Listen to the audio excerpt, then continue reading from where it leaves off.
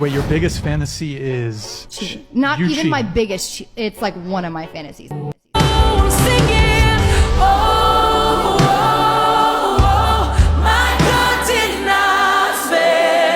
Famous ex OnlyFans star newly found faith and found favor in the eyes of God when she gave her life to Christ and got baptized by the church.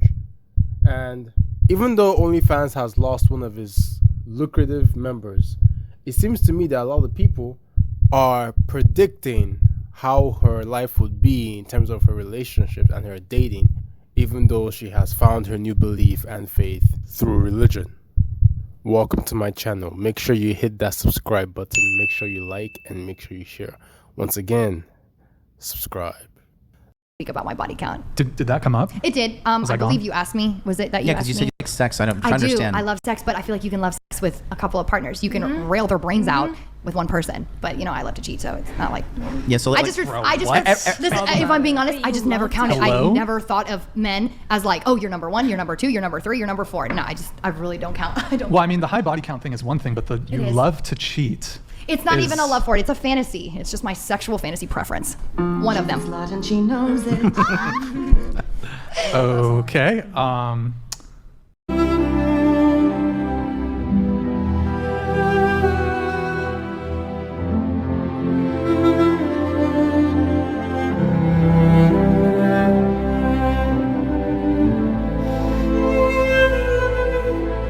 Now, it is a good thing that this happened. A lot of people are making fun of her, but I personally believe that it is never too late to turn your life around, especially when we're discussing things after this life that we live in which nobody really has the authority to tell you whether you will go to hell or heaven if you do believe in God. And yes, OnlyFans has lost a member, which means that this is also an example for a lot of people, man and woman, to look at the lives of people that have done this, regardless of the background or their outcome, and realize that this is not something that is as happy and as joyous as people paint it to be. Now, the interesting fact that I do want to mention is that for people that have gone extreme ways or have done some terrible things to people and to themselves, and when it involves society being a judge over their lives, I honestly think that religion is the safest haven for these people. So it doesn't surprise me that she gave her life to Christ, because that is the only safest, probably the only safe place that anybody can be, especially when nobody's lived or has lived a perfect life. And this reinforces my point about society and why society, even though you may have the best pasts ever, society will always try to bring you down despite what you have done. So listen, I was a pastor's kid for almost all my life. I grew up in church. I was always in church. I was also homeschooled. So my life truly felt like a cage. And I'm not saying Christianity is a cage. I'm saying religion was the cage. I was a Baptist. I was a Baptist pastor's child for the longest time, right? Me and my family did not have a good relationship. And I'm the middle of 5 children. So I'm talking about my other brothers and sisters and my parents. It just truly felt like such a cage. I was a very rebellious child, like sneaking out when I was like 16 years old. I was just going the wrong way, right? So about 4 years ago, I started my OnlyFans because I think truly it was out of pure rebellion. And like, honestly, I'm such a independent person that I never felt the need for a man to provide for me, like have a man in my life to provide for me. So I started OnlyFans about 4 years ago, and I climbed to top 0.01%. I'm not saying that to brag. I'm saying that the devil can truly give you things in this life. He has a budget though. So here is a post that I saw on Twitter, and it reads, "It doesn't matter what she does or doesn't do. There are people who question everything this woman like her do and don't do. Let's be honest here. Many people don't think it's possible for these women to be genuinely saved. They view them as trash and undeserving of God's grace while forgetting they aren't deserving of His mercy either." It doesn't matter how many hoops women like these jump through. Some will never accept them into the body of Christ and will always view them as disgusting. You can fill in the blank for yourself. This is the reality of it. And to those people, I would ask you if you even understand the gospel. Because from where I'm standing, you don't have the slightest idea who he even is. So yes, unfortunately, that's the world that we live in. God looks at the heart, but man looks on the outside. Unexpectedly so, because man is not God. Man will never be able to see your heart. The only access to the heart that man has is the access that you allow him to see. But when it comes to faith and things that are after this life, no one's opinion should really matter except God. I actually had a friend, ironically, in Miami who, like, we were best friends all through high school, went to a club one night, and our luck somehow ended up with, like, meeting, Wyclef and Lil Wayne, and she just turned the whole life. And I remember I was so broke, and she was living in, like, a condo in Miami. We were in our early 20s. I was visiting her coming from school, and she gave up school, sleeping with everybody, Drake, but she was living in, like, imagine I'm like 20 years old, and I was 19, I think, and she was living, it just looked like she had so much, Wait. You guys have to subscribe. Why haven't you subscribed yet? Subscribe to the channel right now. He said, Candace, if you think that in 10 years your life is not going to be better than hers, you're out of your mind.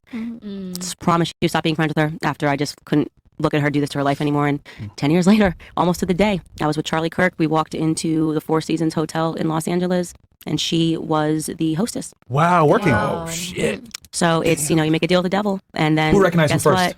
We were immediately literally recognized. best friends. Yeah, okay. Like inseparable sisters, and like the temptation, the money, the whatever from that one night. When I say this stuff to women, I understand how easy it is, and I understand how hard it is to like get off your feet. And I was the person crying, being like, "Oh my God, it could be so easy." But I'm telling you, like, it's just not worth it. Like it's not worth it. The person that you can attract, there's just so much more to life, and I want all of you guys to just like hear that message and know that like you just don't have to like live in the fast lane. Live in the slow lane. As long as we live on this earth, whatever you sow, you will reap. If you sow bad things, but give your life to Christ in the middle, you will still reap bad things, because what you sow have consequences. All you can do is pray for strength to pass through those consequences, and even to do better things and to sow greater things that would overshadow those consequences that come in your life eventually. But what does this mean for her when it comes to her relationships? Especially that's where people are saying that she will never be able to find nobody. She's still a 304, even though she's born again. She's a born again virgin that just dresses different. She still has all the clips of herself online, and nobody will take her seriously. These are the things I'm hearing online, and this is what I personally think. Nala will find somebody for her. I think she even stated that she was with a guy, and the guy kept on sending her Christian Bible verses every day that just broke her and made her give her life to Christ faster. There's somebody for everybody. The only difference is that the person that you could ask God for when you were not doing things like this changes a lot now that you have this on your track record. So I was thinking about that with Kayla, because I had a former porn star on my show, and you should definitely watch that episode. And she transformed her life. She has kids, she's married, and she just came to her faith. And it was a really interesting conversation to talk about, the industry, same thing, drug addiction, everything.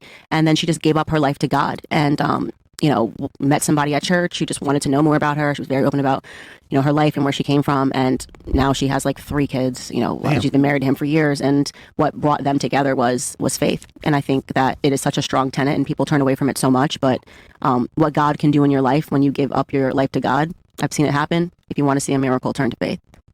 She can marry your co-ex adult star that has given his life to Christ as well, that has no reason to judge her because of her past, because his past is just as filthy, especially when you're looking at it from a Christian perspective.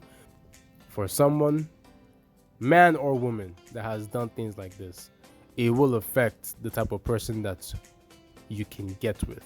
Now, if you do get a great man, that's an exception. That's God showing you mercy. But that doesn't mean that it will still erase everything that's done, because that man will still have to deal with the baggage that you come with, despite the fact that you've been saved.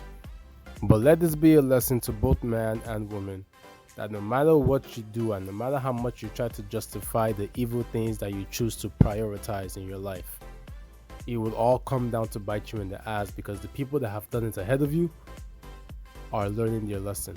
And if you choose to satisfy your short-term priorities over your long-term priorities, all you will find yourself doing is praying for strength to go through the consequences that you put upon yourself. Let me know your thoughts in the comment sections below.